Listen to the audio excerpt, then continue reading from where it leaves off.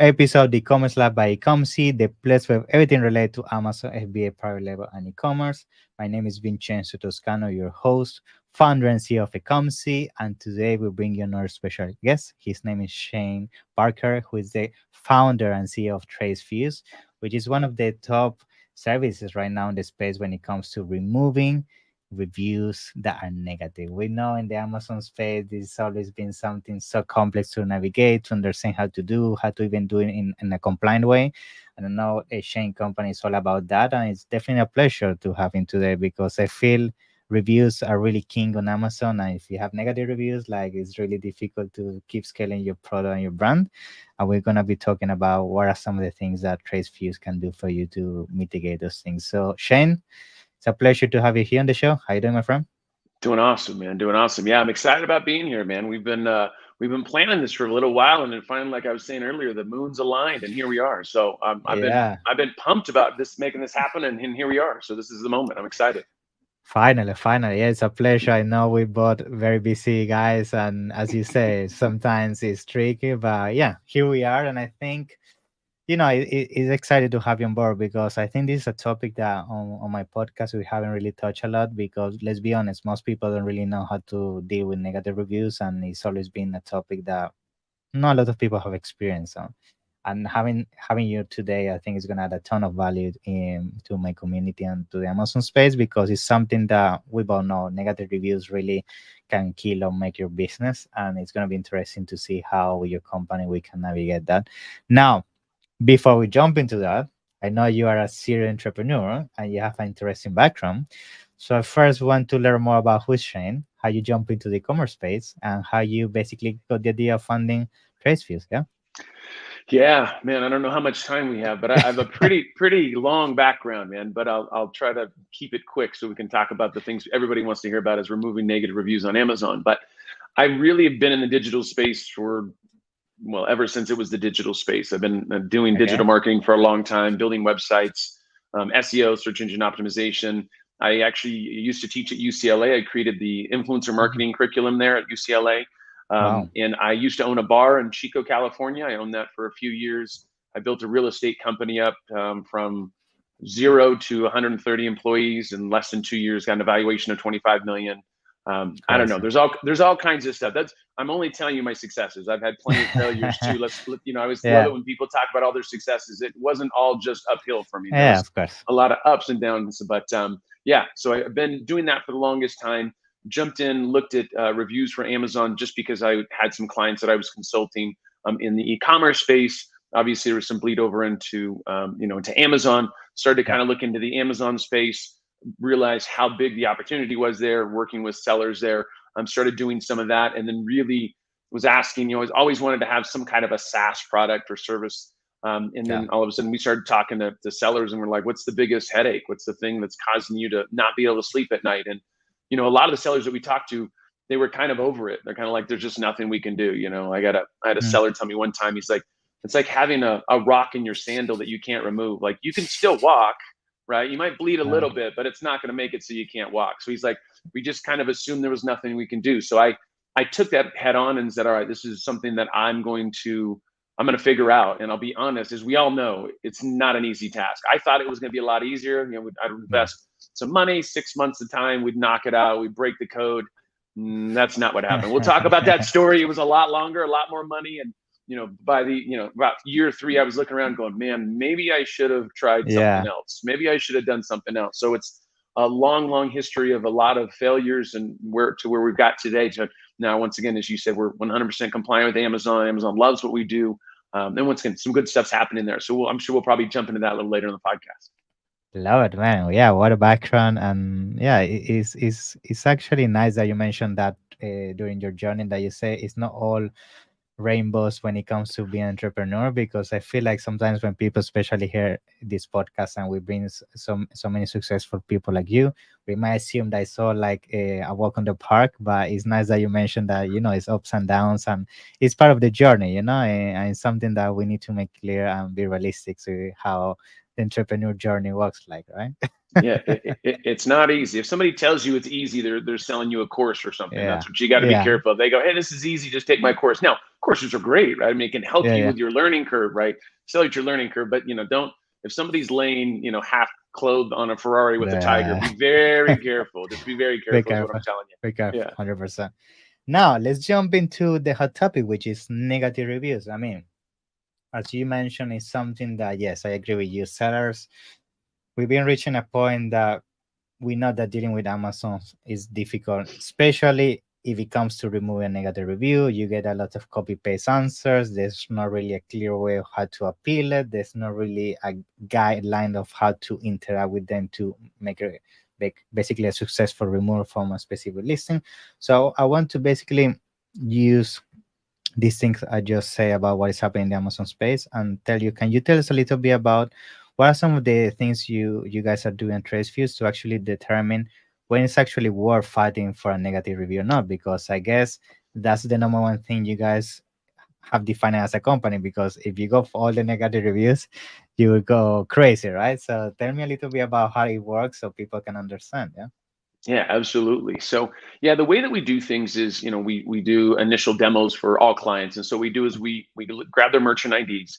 What we do is we go ahead and take a look at the merchant ID, and we pull all the ASINs, all the parent ASINs, right?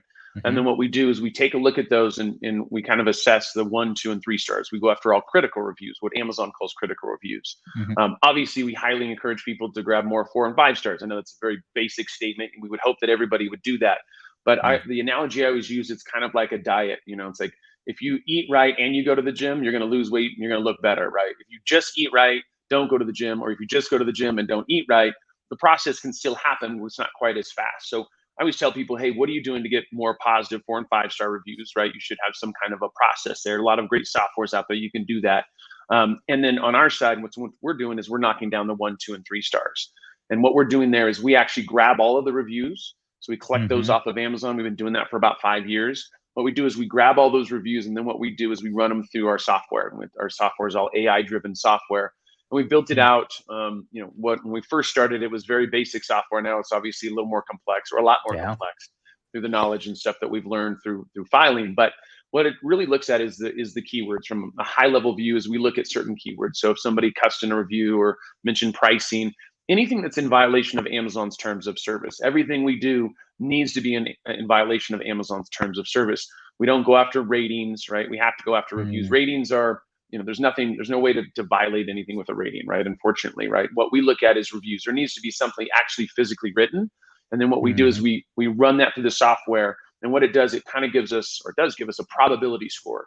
So it'll kind of tell Nice. us, hey, this is the probability of us getting this removed. Hey, this is something in regards to FBA and packaging, and or they mention, once again, as I said, pricing, and they mention a competitor. There's a lot of different things. The minute that Amazon changes their terms of service, we modify our software, because there can be Nice. changes, either good or negative, right, in regards to that. So our thing is we're super hyper focused, obviously, on making sure that it's compliant or it's not compliant. And so when we run those through the software, it gives us a probability. Then what we do is we start filing cases. There's no automation on Amazon when it comes to filing cases. I think we all Yeah. know that. So what we do is we train the people that do the filings. We train them on how to Nice. file with Amazon, and our big thing is really data, right? I mean, it's data. It's how our methodology, but it's our data as well. It's, if you're a seller and you go to Amazon and say, hey, I think I'm being attacked, look into this, you're going to get a templated email that says, hey, not a problem, we love you, but whatever, we'll look into this when we have some time. Whatever. Not really. That's not what the template says. But you get my point. The idea of it is Yeah. they don't have the time for that, right? I mean, if there's, what is it, Yeah. 1.5 million active sellers on Amazon, if everybody sent an email a day, it's It's 1.5 impossible. million emails. Yeah, it's impossible. So, and really, at the end of the day, Amazon loves sellers, but they really care about the buyer experience. I think we all know that as well. So, what we do is we actually provide, when we're filing cases, we file cases that are data driven. That's kind of the key to what we Yeah. do.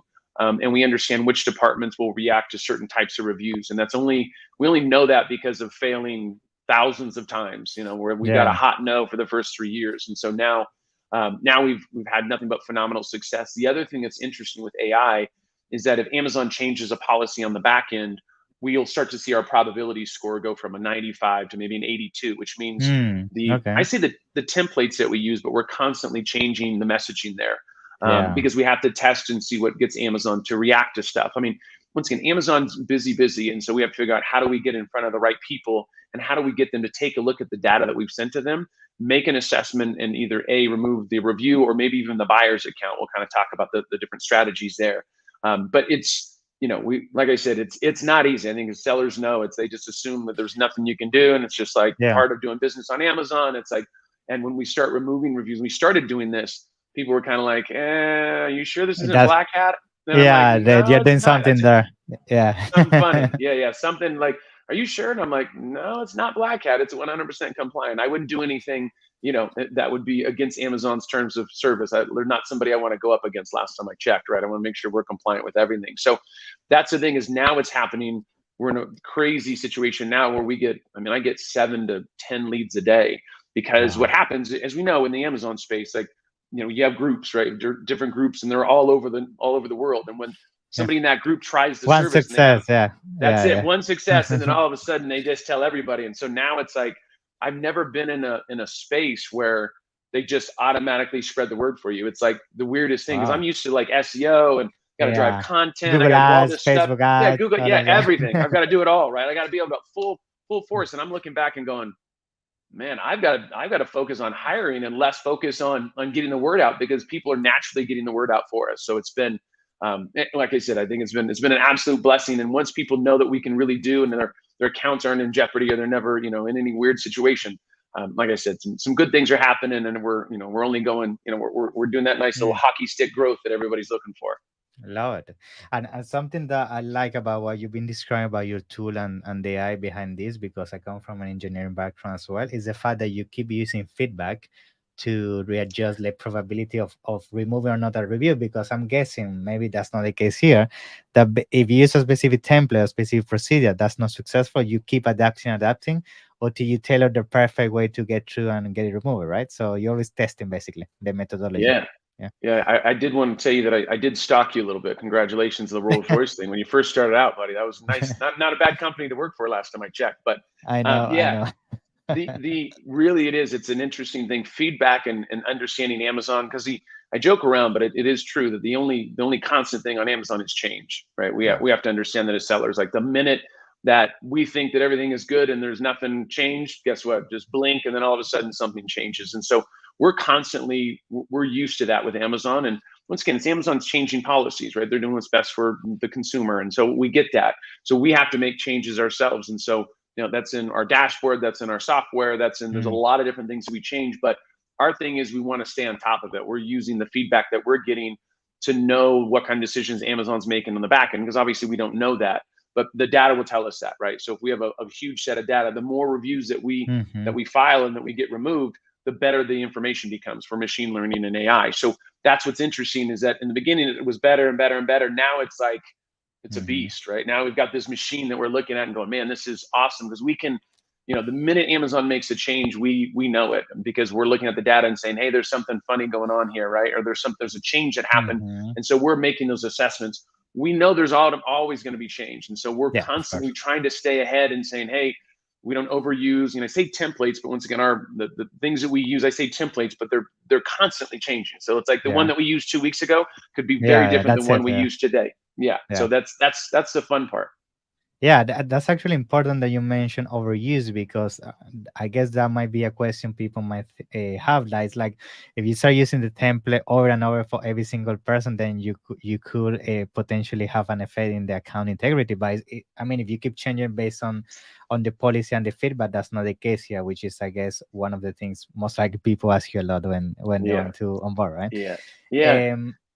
Now, another thing I want to mention, which I feel people might also be intrigued to understand around the service, like, what are the timelines with this? Because let's be honest, a lot of people don't really know how to do this, remove negative reviews. That's why they hire you.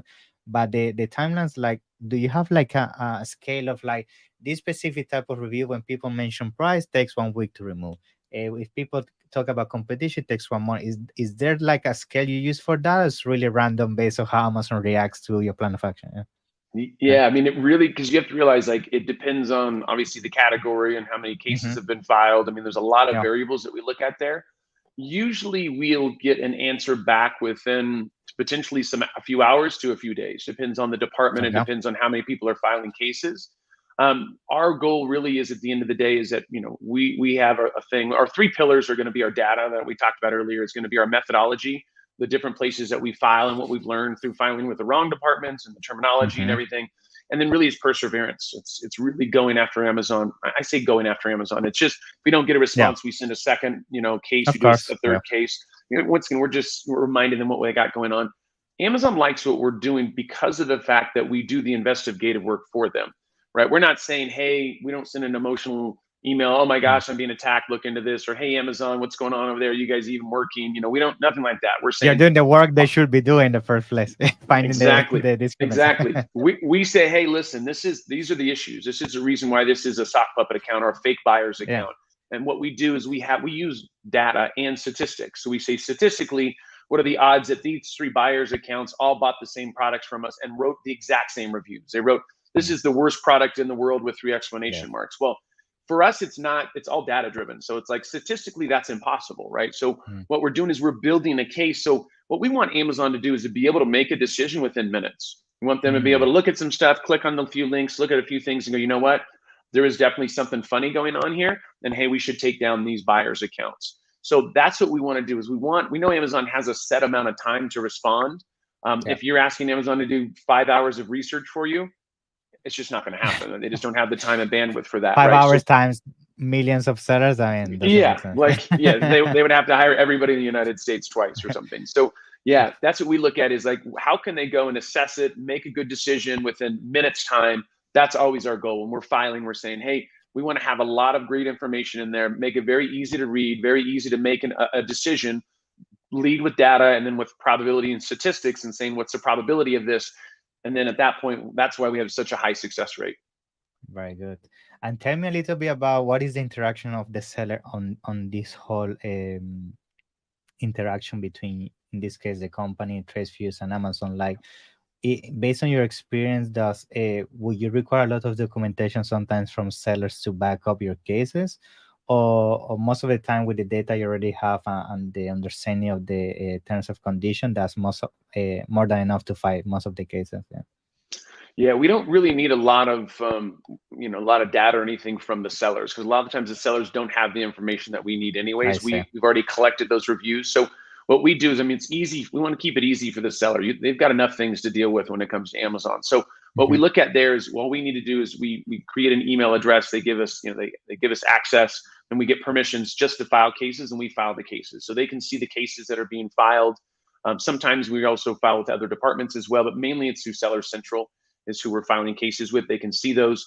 Okay. But the data that we grab is from our own data. There's not really anything else that Okay. we would need. The only thing we ask of the seller is to not also file cases, right? Because there's a strategy that we do, right? So Yeah, we they only start need one panicking. chef in the kitchen. Yeah, they get nervous. Yeah. They're like, they start, no. I'm like, hey, you got it. You've already had your chance, right? Now you're going to give us a chance. And if we have one chef in the kitchen, the meal will come out great. You have 2 chefs in the kitchen, there's going to probably be a Yeah. fight. So at the Yeah. end of the day, we say, hey, give us some time. You start seeing the reviews that are being removed. The good thing about what we do, it's all performance driven. There's no upfront fee. There's no retainer or anything like that. If we file cases and we don't remove reviews, we don't get paid. So we're Yeah. not in the business of filing cases and not getting them removed. That's not our business model. It is to Which I remove the love. reviews. Yeah. So yeah. Yeah. Very good. Very good.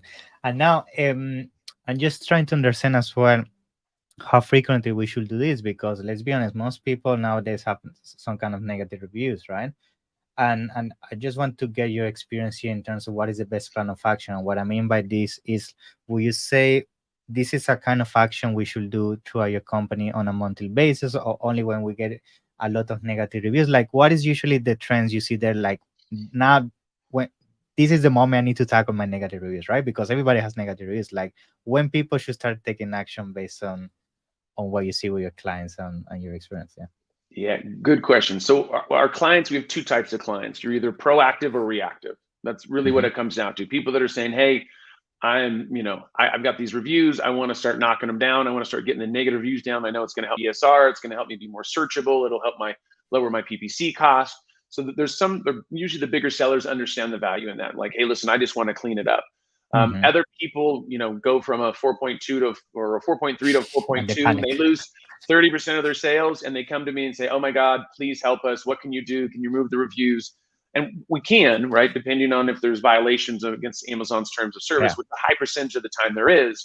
So I always tell people, hey, it's, a lot of the times I joked around about this, is that people wouldn't get alarms on their car until somebody broke into it. Right. Hmm. It's like, or you don't go get health insurance until you get diabetes. And it's like, well, it's not too late, but you should have been a little more proactive. So I try to encourage people to be proactive. Hey, let us take a look at it.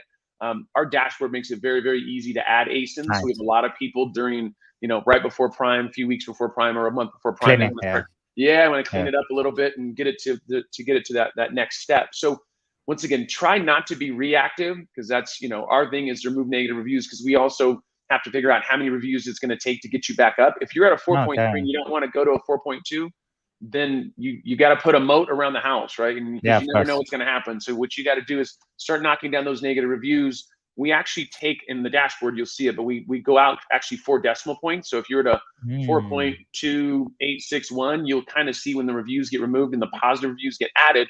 You'll start to see when you're heading back up to that 4.3. So we do that because most people want to know, hey, what is, to get that next tier, what is that Yeah. going to take, right? And so we do that on the back end of the dashboard. They'll be able to see everything in the dashboard, all the reviews that have been removed.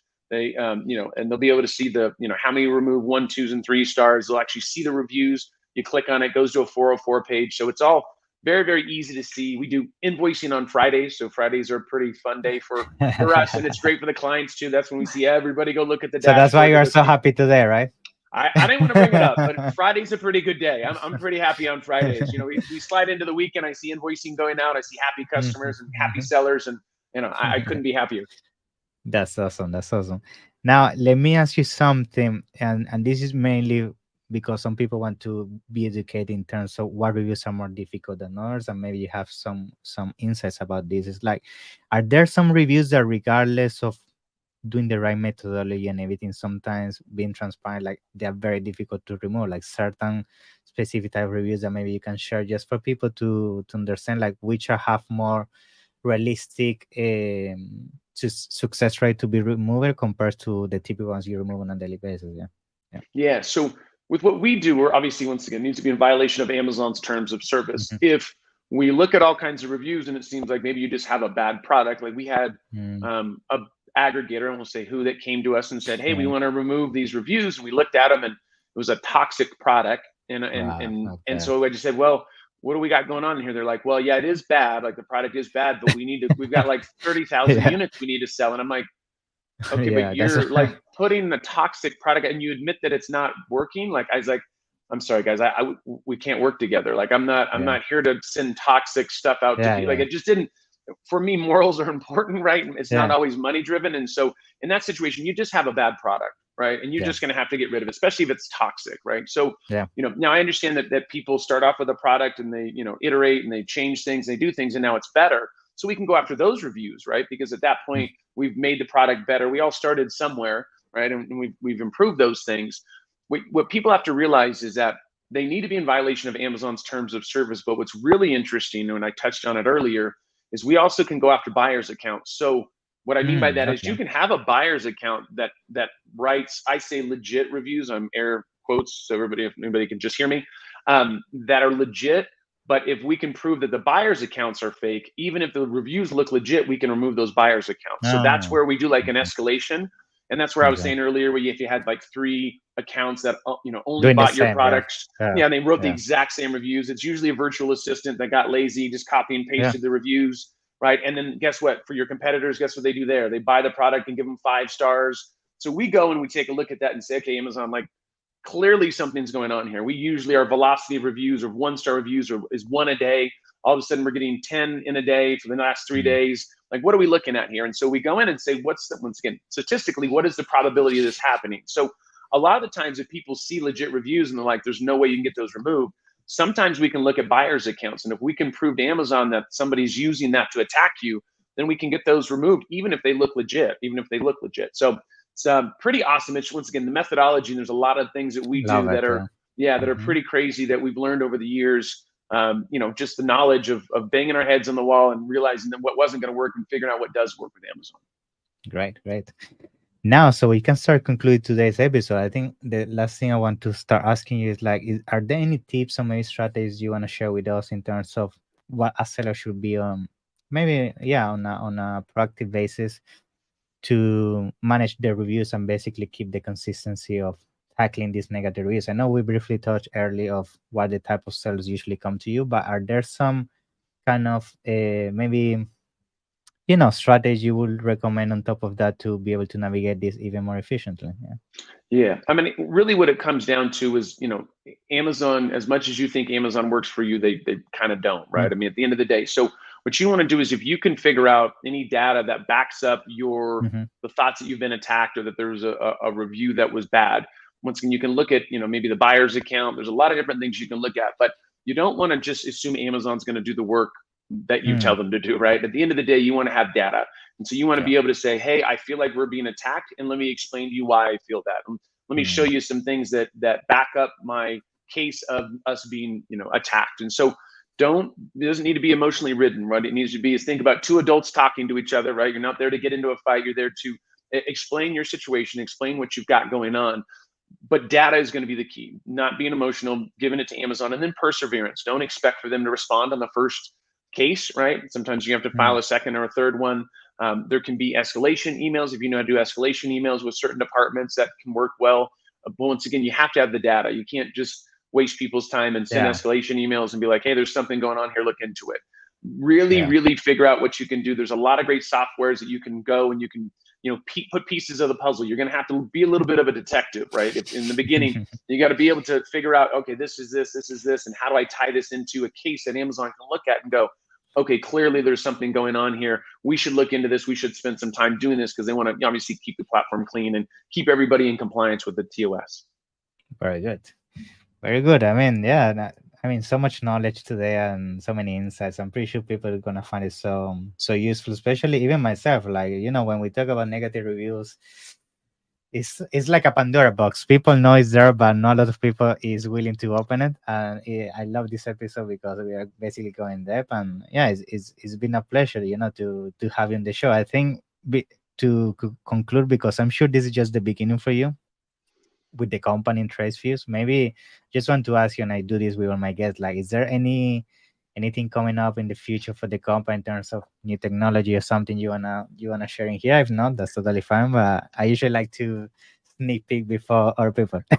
Yeah, no, I get it. Yeah, we are working on a few different things. I mean, right now we have, obviously the software on Amazon is Yeah. is going really, really well for us. We do right now just work on .com in the US platform. We're looking to Okay. expand that to right because filing cases is different in different areas and the way that Oh, you file interesting. cases and Okay. yeah. So we're just on the US platform for now. We eventually will be branching out. So we're working on a lot of that right now and find how to file cases and how to get access to file cases because sometimes the process is a little different in the EU and different Hmm. areas. So we are working on that. We do have some other software that we're working on. Can't go heavy into what that is, obviously, because I don't want to, leak the Yeah. information and then somebody else. I'm sure somebody else is trying to do it too.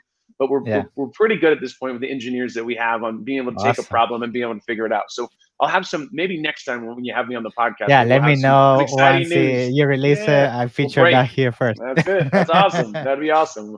Good. So I know you have also a special promotion for guests today that wanna explore your service. So maybe you can tell us more about that. Yeah. Absolutely. Yeah, yeah. So we decided to put together a special offer for you guys. I know you have a heavily engaged audience, and I know you've got a pretty huge, you know, consulting firm, and I want to tell you congratulations on that. So, Thank you. yeah, what we're doing is we're offering to your audience $500 off. So Nice. what that means is on their first invoice, they would get $500 off. We charge $250 for every successful review that we remove. Good. And once we file a case, we remove a review, we get paid. If we file a case that doesn't get removed, we don't get paid. So it's all No performance risk. driven. Yeah. Yeah, no risk at all. Literally no risk, and that's the whole point of it. And so we'll give them $500 off their first invoice. So anybody that comes and signs up, there's a landing page. I'm sure it'll be right here below our Yeah. I conversation. will add it there. Yeah. Yeah, exactly. That's my below there. And what you can do is you can click on that. You can fill that out. We'll do a demo for you. We'll run your merchant ID, show you everything. We'll do a demo for you. And we don't do heavy sales. I mean, what I mean by that is it's really education. We're the only company that can do this. So at the end of the day, if it makes Nice. sense, if it pencils out from an ROI perspective, then we move forward. And if not, then awesome, you can watch, and we'll continue to give you things that you can do to be able to remove them on your own, because we want to be able to support you along in this journey. So once again, $500 off for your audience, man. Pretty exciting. Thank you. Thank you. It's a pleasure. And thank you very much for the offer. And yes, looking forward to having the future. As I said, I know a lot of exciting things are coming, and I can't wait, man. It's been a pleasure to have you here. Thank you for your time, man. Yeah. Absolutely. And thank you so much for having us. We really appreciate it. Thank you. Pleasure.